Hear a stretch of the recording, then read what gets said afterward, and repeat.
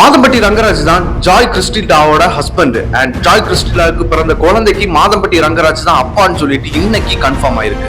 Love you. ஒரு வருஷத்துக்கு முன்னாடி ஜாய் கிறிஸ்டிலா பிரெக்னண்டா இருக்கிறதாகவும் ரங்கராஜ் அவங்கள கல்யாணம் பண்ணிட்டு கைவிட்டதாகவும் இந்த குழந்தைக்கு வந்து அப்பா ரங்கராஜ் தான் சொல்லிட்டு ரொம்பவே போராடிட்டு இருந்தாங்க. அவங்க எதிர்பார்த்தது காசு பணம் ஒண்ணுமே இல்ல. அவங்களுக்கு பிறகுற குழந்தைக்கு வந்து அப்பா தெரியாம வளரக்கூடாது, இந்த சொசைட்டி எப்படி அவனை ட்ரீட் பண்ணும் அந்த ஒரே காரணத்துக்காக அவங்க வந்து போராடிட்டு இருந்தாங்க. குழந்தை வந்து பிறந்துச்சு. அதனால இந்த குழந்தைக்கு வந்து அப்பா ரங்கராஜ் சொல்லிட்டு கன்ஃபார்ம் பண்றதுக்காக டிஎன்ஏ டெஸ்டுக்கு எடுக்கிறதுக்கு லீகலா வந்து மூவ் ஆகுறாங்க. இதன்படி ராஜீவ் காந்தி ஹாஸ்பிட்டல் வந்து மாதம்பட்டி ரங்கராஜுக்கும் அந்த குழந்தைக்கு வந்து டிஎன்ஏ செக் பண்றாங்க. நேற்றுக்கு இதோட ரிப்போர்ட்டை வந்து நீதிபதிட்ட வந்து சப்மிட் பண்றாங்க. நீதிபதி ஓபன் பண்ணி பார்க்கும்போது என்ன தெரியுதுன்னா மாதம்பட்டி ரங்கராஜ் தான் வந்து இந்த ஜாய் கிறிஸ்டிலாவுக்கு பிறந்த குழந்தையோட அப்பான்னு சொல்லிட்டு கன்ஃபார்ம் ஆயிருக்கு.